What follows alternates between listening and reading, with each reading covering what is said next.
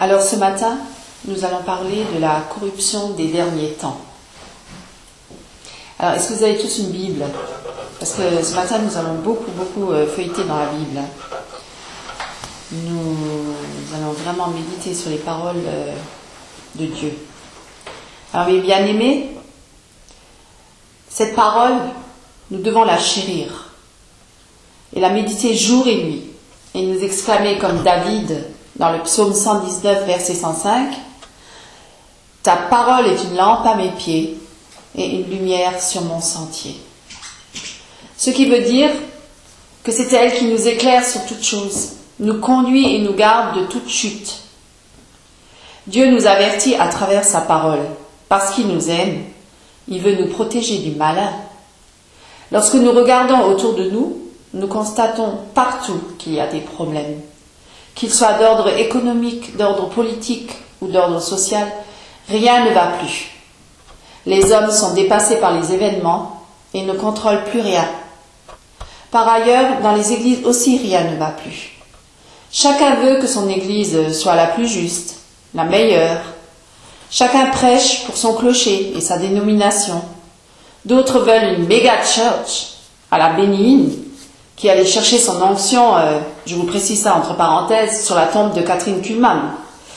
Spiritisme. Avec les meilleures chorales.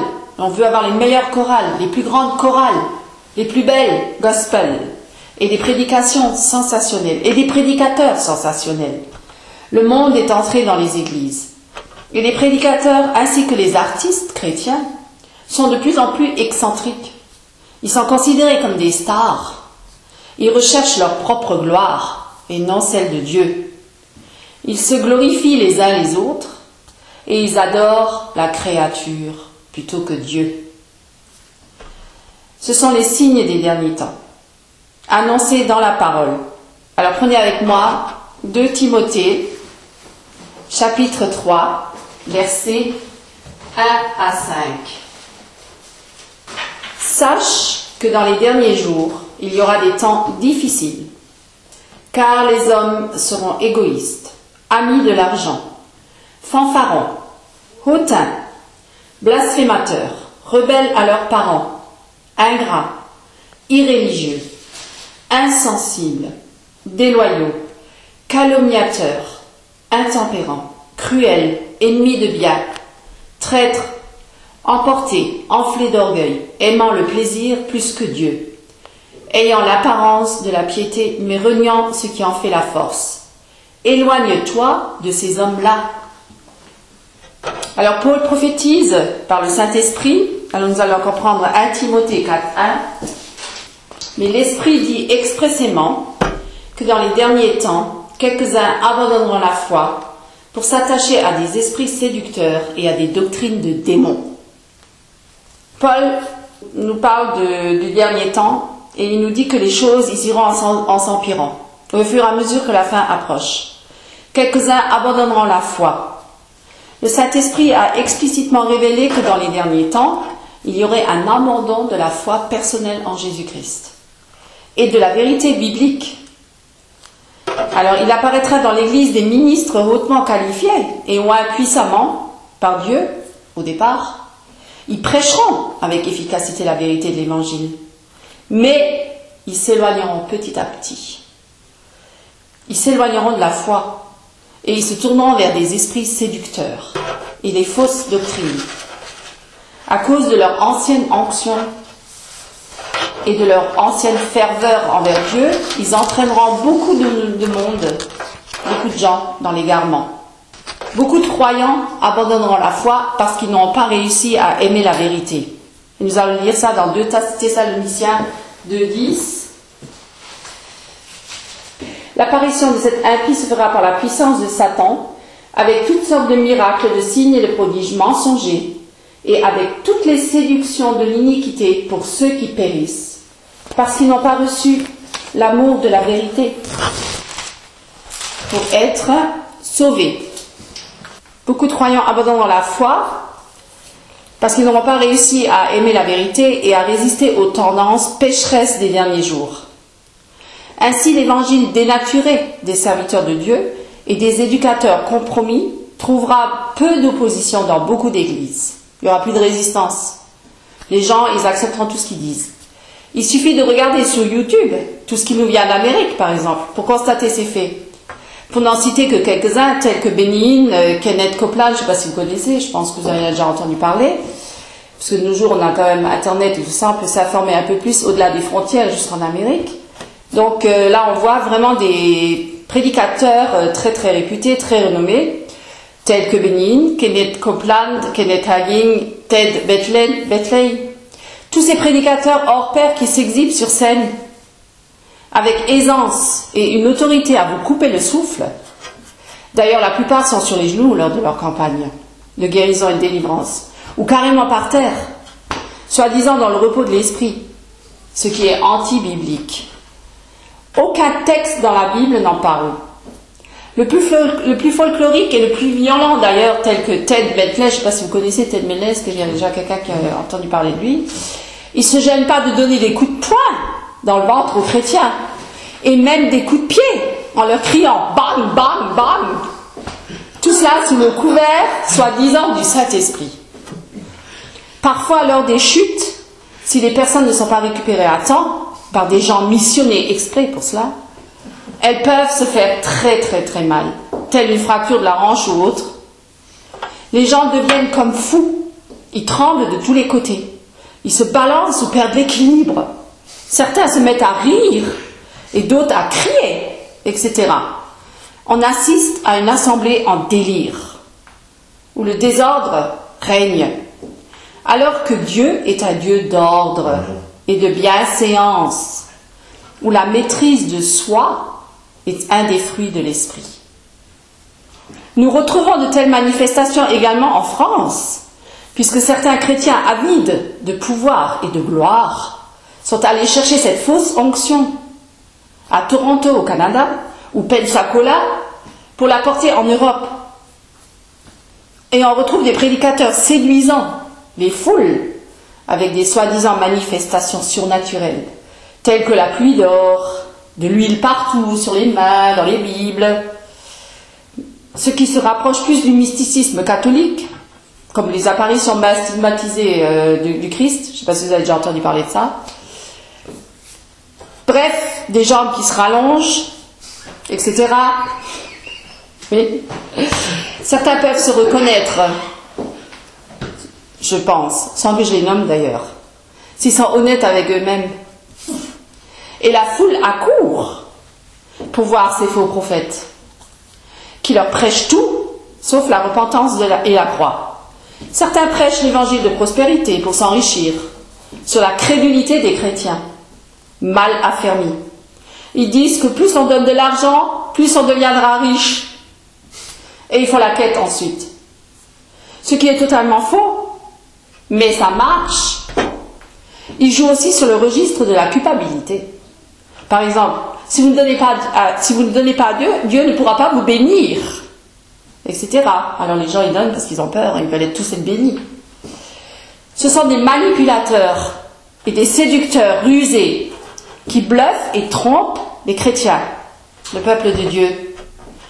La popularité des enseignements non bibliques sera d'ailleurs le résultat de l'action de Satan, qui dirigera ses armées dans une opposition des plus intenses à l'œuvre de Dieu.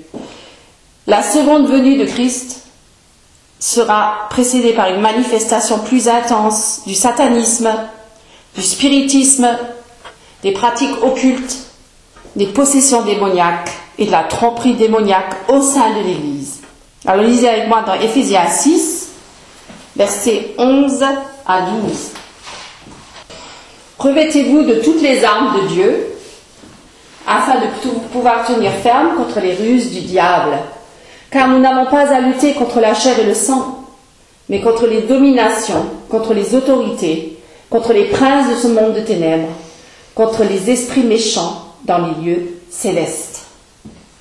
Mes bien-aimés, nous sommes dans un combat spirituel, comme je vous l'avais déjà prêché précédemment dans un autre sermon, et il nous faut revêtir toutes les armes de Dieu pour pouvoir tenir ferme contre les ruses du diable. La victoire est assurée par Christ lui-même, Par sa mort sur la croix, Jésus a remporté la victoire sur Satan. Il a désarmé les puissances et les autorités du mal. Il a racheté le croyant de la puissance de Satan. À l'heure actuelle, les chrétiens sont engagés dans une guerre spirituelle qu'ils livrent grâce à la puissance du Saint-Esprit, contre les convoitises charnelles qui les accablent, contre les plaisirs impies du monde et les tentations de toutes sortes. On peut voir par rapport à Internet ou la télévision, partout, il y a la convoitise, des provocations par la chair, et j'en passe. Les croyants sont appelés à se séparer eux-mêmes du système mondial actuel, en mourant à ce monde et à ses tentations, et en condamnant ouvertement le péché. Lisez avec moi Jean, chapitre 7, verset 7. Jean, chapitre 7, verset 7. Le monde ne peut vous haïr. Moi, il me hait, parce que je rends de lui le témoignage que ses œuvres sont mauvaises. Le monde haïssait Jésus, parce qu'il proclamait que tous les hommes, sans exception, qui étaient séparés de Dieu étaient dépravés, pécheurs et d'un égoïsme inhérent. Tout au long de son ministère, Jésus a fidèlement dénoncé l'injustice, la cruauté et l'immoralité.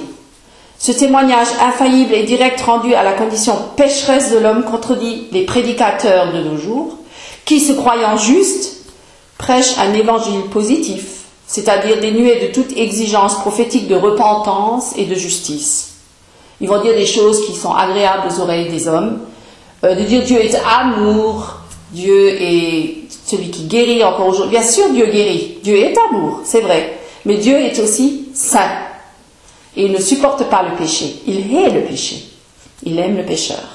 Il veut le sauver. Mais pour ça, il faut qu'il passe par la croix. Il faut qu'il se repente de ses péchés. Et qu'il se détourne de ses mauvaises voies. Posons-nous la question. Est-ce que ces prédicateurs cherchent leur propre gloire ou celle de Dieu?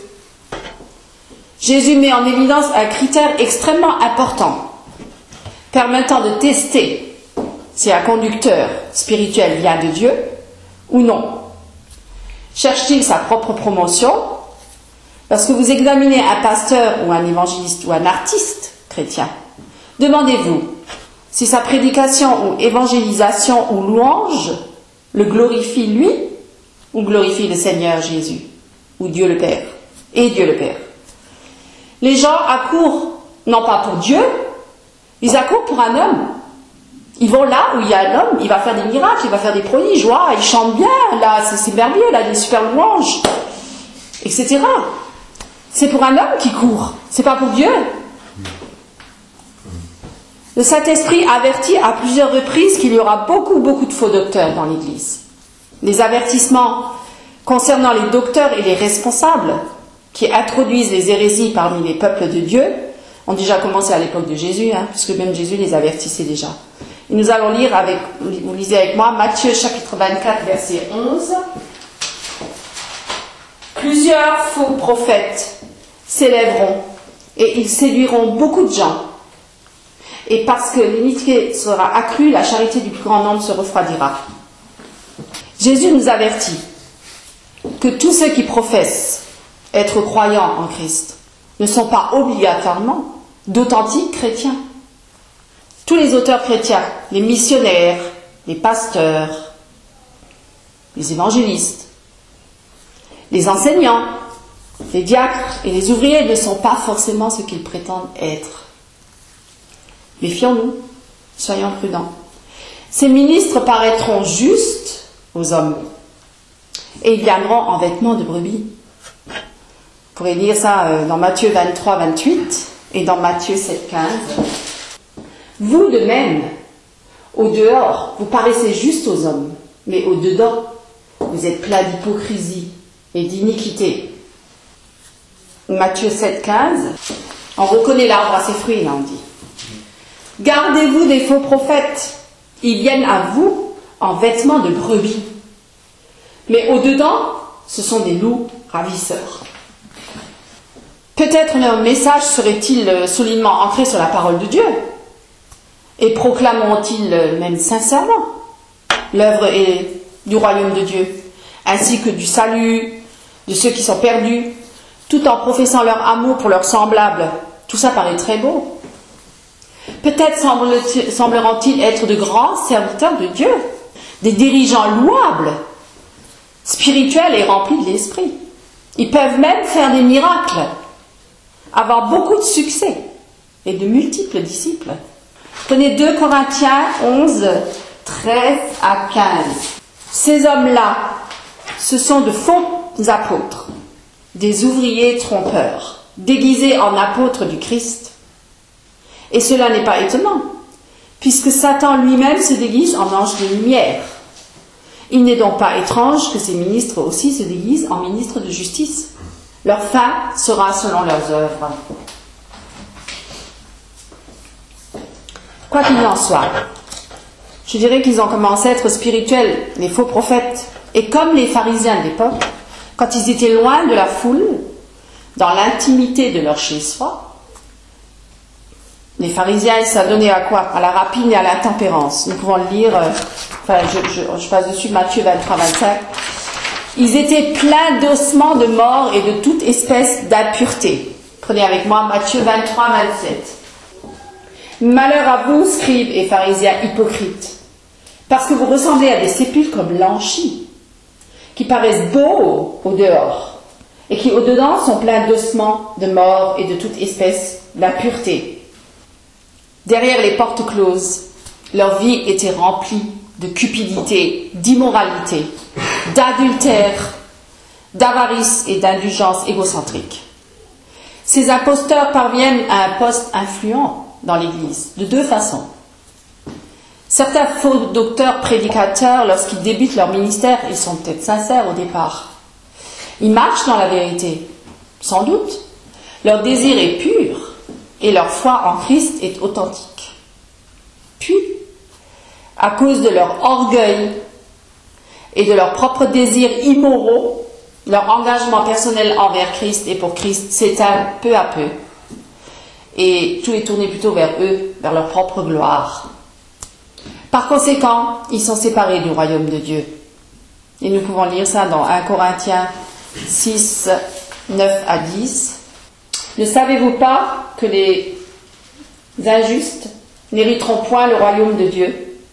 Ne vous y trompez pas. Ni les impudiques, ni les idolâtres, ni les adultères, ni les efféminés, ni les infâmes, ni les voleurs, ni les cupides, ni les ivrognes, ni les outrageux, ni les ravisseurs n'hériteront le royaume de Dieu. Et c'est là ce que vous étiez, quelques-uns d'entre vous. Je rajoute ça parce que c'est vrai que nous n'étions pas meilleurs qu'eux. Mais Dieu nous a sauvés, nous a rachetés. Et j'espère pour vous aussi que vous êtes vraiment dans la communion profonde avec le Seigneur et dans sa vérité. D'autres faux docteurs, alors ils sont devenus des instruments du diable, en se déguisant eux-mêmes en ministres de justice. D'autres faux docteurs et prédicateurs n'ont jamais été de véritables croyants. Là, c'est Satan qui les a placés à l'intérieur. Parce que là, tout à l'heure, je vous ai parlé de personnes qui étaient converties, nés de nouveau et vraiment engagées avec le Seigneur et qui se sont égarées petit à petit. Parce qu'ils ont eu trop de gloire et puis ça leur a monté à la tête et puis après ils sont devenus orgueilleux et puis après ça s'est tourné plus vers leur personne que vers le Seigneur. Là, maintenant, je vais parler de gens qui ont été placés directement par Satan dans les églises. Donc, ce ne sont pas des convertis. Ce sont des instruments du diable. Des satanistes, on peut dire. Satan les a placés à l'intérieur de l'église, dès le début de leur ministère. Et ça, on peut le dire dans Matthieu 13, 24 à 28. Il leur proposa une autre parabole et il leur dit: le royaume des cieux est semblable à un homme qui a semé une bonne semence dans son champ. Mais, pendant que les gens dormaient, son ennemi vint et il sema de l'ivraie parmi le blé et s'en alla. Lorsque l'herbe eut poussé et donné du fruit, l'ivraie parut aussi. Les serviteurs du maître de la maison vinrent lui dire: Seigneur, n'as-tu pas semé une bonne semence dans ton champ? D'où vient donc qu'il y a de l'ivraie? Il leur répondit: c'est un ennemi qui a fait cela. Et les serviteurs lui dirent: veux-tu que nous n'allions l'arracher? Et vous pouvez aussi lire dans Matthieu 13, de 36 à 43. Alors, il renvoya la foule et entrèrent dans la maison. Ses disciples s'approchèrent de lui et dirent, « Explique-nous la parabole de l'ivraie du champ. » Il répondit, « Celui qui sème la bonne semence, c'est le Fils de l'homme. Le champ, c'est le monde. La bonne semence, ce sont les fils du royaume. L'ivraie, ce sont les fils du malin. L'ennemi qui l'a semé, c'est le diable. La moisson, c'est la fin du monde. Les moissonneurs, ce sont les anges. Or, comme on arrache l'ivraie et qu'on la jette au feu, il en sera de même à la fin du monde. Le Fils de l'homme enverra ses anges qui arracheront de son royaume tous les scandales et ceux qui commettent l'iniquité, et ils les jetteront dans la fournaise ardente, où il y aura des pleurs et des grincements de dents. Alors les justes resplendiront comme le soleil dans le royaume de leur Père. Que celui qui a des oreilles pour entendre, entende. Amen.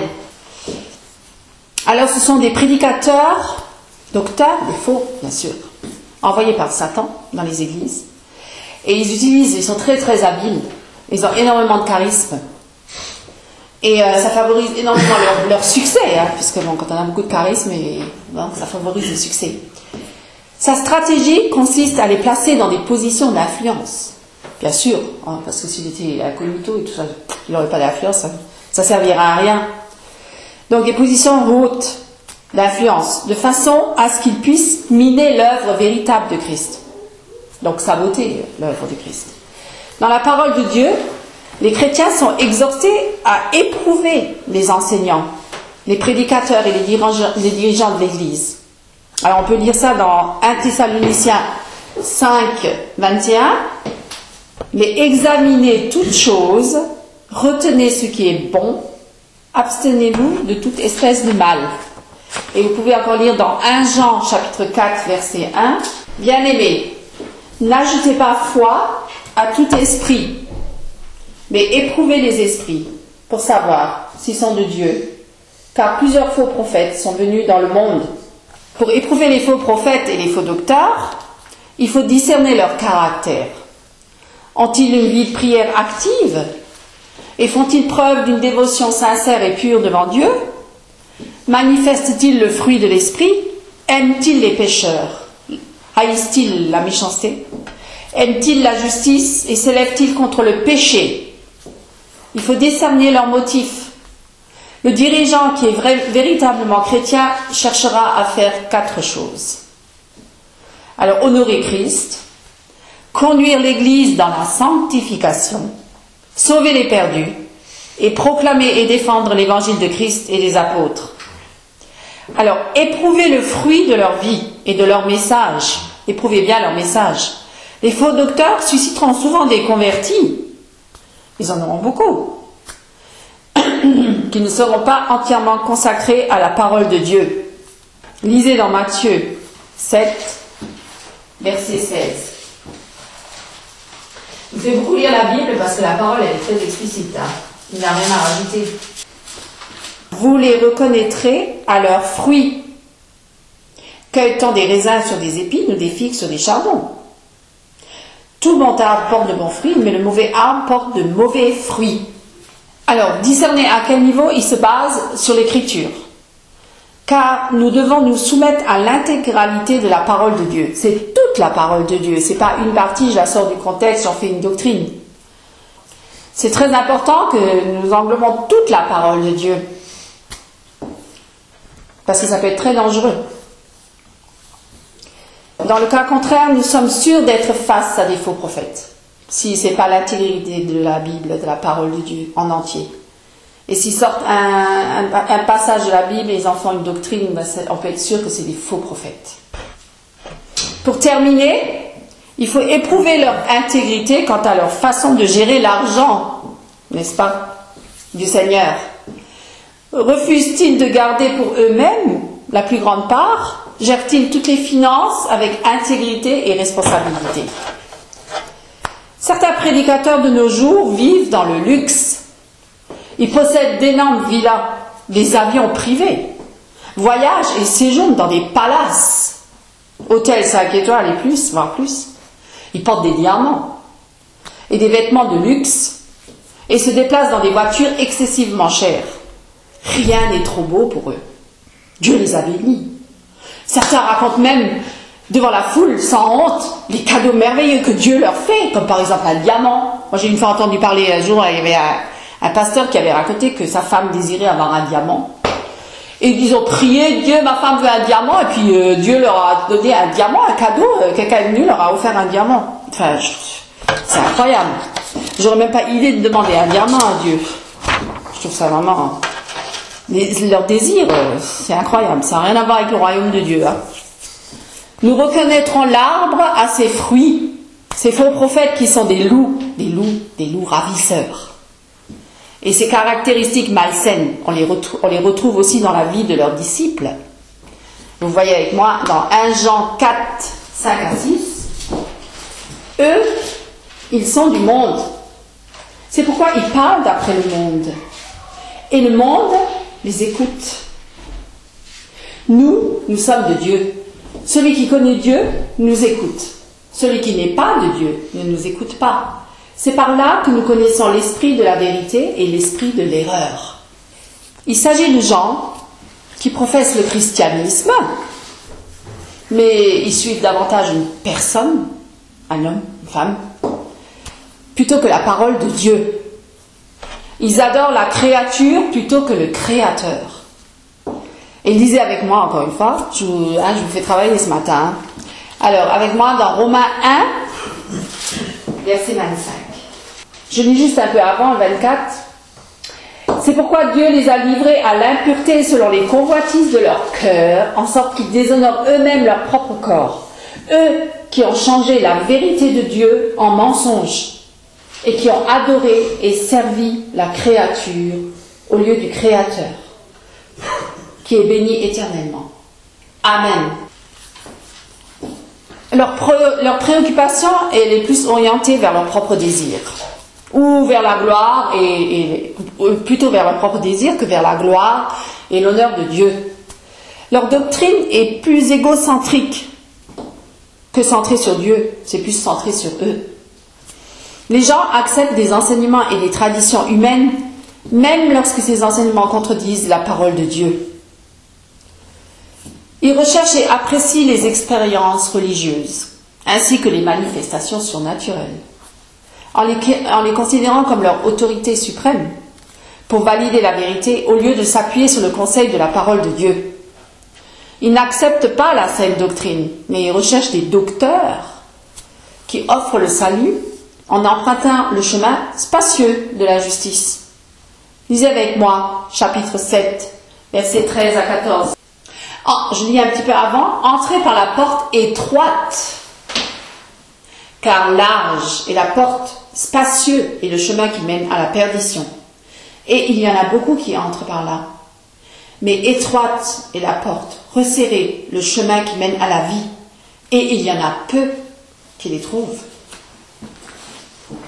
Alors que les derniers jours toucheront à leur fin, les faux docteurs et les faux prédicateurs seront particulièrement actifs, parce qu'ils n'ont plus beaucoup de temps, hein. Donc il faut qu'ils y aillent. Une grande partie de la chrétienté sera plongée dans l'apostasie. Ceux qui seront totalement engagés envers la vérité de la parole de Dieu et la justice ne représenteront plus qu'une petite minorité. Et c'est pas dire ça va être un grand réveil. Beaucoup de chrétiens vont venir à Jésus. C'est faux. C'est faux. C'est totalement faux. Les croyants professants accepteront de nouvelles révélations, même lorsque ces dernières entreront en conflit avec la parole de Dieu révélée. Cela fera naître même au sein des églises une certaine opposition à l'égard de la vérité biblique. Ils ne voudront plus entendre la saine doctrine. Ils se rechercheront des docteurs selon la démangeaison de leurs oreilles et pour entendre des choses agréables à leurs oreilles. Vous lisez avec moi dans Timothée 4, 1 et 2, parce qu'on l'avait déjà lu tout à l'heure, mais on va le relire parce que c'est très important. De relire plusieurs fois les versets de la Bible, je croyez-moi, ça ne peut pas nous avertir, mais encore nous enrichir.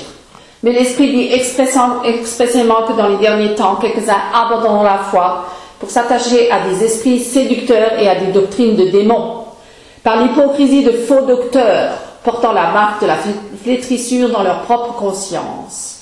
On va s'arrêter là. Ceux qui prêchent un évangile déformé parviendront même à avoir des positions stratégiques et des postes importants dans certaines dénominations et même des écoles bibliques, même des écoles de théologie, ce qui leur permettra de séduire et d'égarer de nombreux croyants au sein de l'Église. Des gens qui sont sincères, qui voudront s'instruire, s'informer, être enseignés par la parole de Dieu à travers des écoles de théologie. Eh bien, il y aura à la tête de ces écoles-là des loups ravisseurs, pour égarer. Ils introduiront subtilement des faux messages. Ils déformeront la parole de Dieu, subtilement. Vous pouvez lire ça dans Galates 1, 9. Nous l'avons dit précédemment, et je le répète à cette heure. Si quelqu'un vous annonce un autre évangile que celui que vous avez reçu, qu'il soit anathème. Et on peut lire encore dans 2 Pierre, chapitre 3, versets 3 à 4. Sachant avant tout que dans les derniers jours, il viendra des moqueurs, avec leurs railleries, marchant selon leur propre convoitise, et disant « Où est la promesse de son avènement ? Car depuis que les pères sont morts, tout demeure comme dès le commencement de la création. » Dans le monde entier. Dans le monde entier. Là maintenant je vais parler des païens, parce que là je vais parler des chrétiens dans l'église. Mais dehors, dans le monde, il se passe aussi des choses. De toute façon, tout le monde entier est sous l'emprise du malin. Donc nous, en tant que chrétiens, nous allons évangéliser pour que les âmes soient sauvées. Mais parce que les gens sont sous l'emprise du malin. Et dans les derniers temps, dans le monde entier, des millions de gens prendront part à l'occultisme, à l'astrologie, à la sorcellerie, au spiritisme et au satanisme. L'influence des démons et des esprits mauvais augmentera considérablement. Et on peut lire ça, on l'a déjà lu tout à l'heure, dans 1 Timothée 4, 1. Alors ce que je veux vous exhorter, mes bien-aimés, pour bien se protéger contre la séduction, nous devons persévérer dans la foi et l'amour envers Christ. Rester loyal envers l'autorité absolue de sa parole et avoir une connaissance approfondie de cette parole. Vous lisez avec moi dans 1 Timothée chapitre 4 verset 16. Veille sur toi-même et sur ton enseignement. Persévère dans ces choses, car en agissant ainsi, tu te sauveras toi-même et tu sauveras ceux qui t'écoutent. Amen. Car l'iniquité sera accrue dans les derniers jours. Ça veut dire que le péché va abonder. Est caractérisé par un accroissement incroyable de l'immoralité, de l'impudence, de la rébellion contre Dieu et d'un abandon de la morale. Il n'y aura plus de moralité. La perversion sexuelle à son extrême. L'immoralité, l'adultère, la pornographie, la drogue, la musique impie et les distractions charnelles abonderont. Ça, c'est pour occuper l'esprit des gens. Il ne faut surtout pas qu'ils se posent des questions. On va les assaillir par plein de pensées, plein de choses, plein d'occupations malsaines pour les détourner vraiment de Dieu. Peut-être qu'un jour ils pourraient venir à Dieu, mais comme ils sont tellement occupés, ils n'ont jamais le temps. D'ailleurs, quand on va évangéliser, on entend toujours les gens dire « j'ai pas le temps, j'ai pas le temps. J'ai encore le travail à faire ci, j'ai à faire ça, ou je suis devant une émission de télé très intéressante, très importante, plus importante que Dieu, plus importante que leur vie. » Non, mes amis. Ne soyez pas comme ces gens-là, mais cherchez la face de Dieu. Priez, passez du temps avec Dieu. Parce qu'il sera comme du temps de Noé, lorsque les pensées des hommes se portaient chaque jour uniquement vers le mal. Et lisez avec moi dans Genèse 6, 5. L'Éternel vit que la méchanceté des hommes était grande sur la terre, et que toutes les pensées de leur cœur se portaient chaque jour uniquement vers le mal.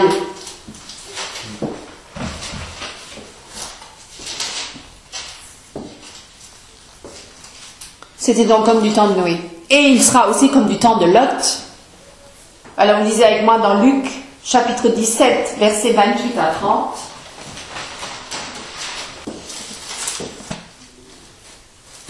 Ce qui arriva du temps de Lot arrivera pareillement. Les hommes mangeaient, buvaient, achetaient, vendaient, plantaient, bâtissaient. C'est ce qu'on voit aujourd'hui. Hein. Les gens bâtissent, achètent, vendent. Mais le jour où Lot sortit de Sodome, une pluie de feu et de soufre tomba du ciel et les fit tous périr, tous. Il n'y en a pas un seul qui a échappé. Ils ont tous péri. Il en sera de même le jour où le Fils de l'homme paraîtra. Il sera donc comme du temps de Lot, de Noé. Personne pensera qu'il y aura le retour du Seigneur. D'ailleurs, certains disent même, il est où ton Dieu? Qu'est-ce qu'il fait ton Dieu? Je ne vois pas ton Dieu. Mais amuse-toi, bois, mange et fais la fête. Demain sera pareil à aujourd'hui. Ben non, mes amis. Dieu reviendra un jour. Et ceux qui ne seront pas prêts. Et ces temps-là, ils sont très proches. Parce qu'il est dit, il y a des signes, là, et puis la Bible en parle. Lorsque l'homosexualité, le lesbianisme, hein, c'est pareil, et toutes sortes de perversions sexuelles étaient répandues au sein de la société, la corruption sera très grande sur la terre. Les temps de la fin sont proches, mes amis. Puisse le Seigneur nous garder dans la fidélité de sa parole. Marchons sur ce chemin de sanctification, à contre-courant du monde qui se corrompt de plus en plus. La victoire est déjà acquise.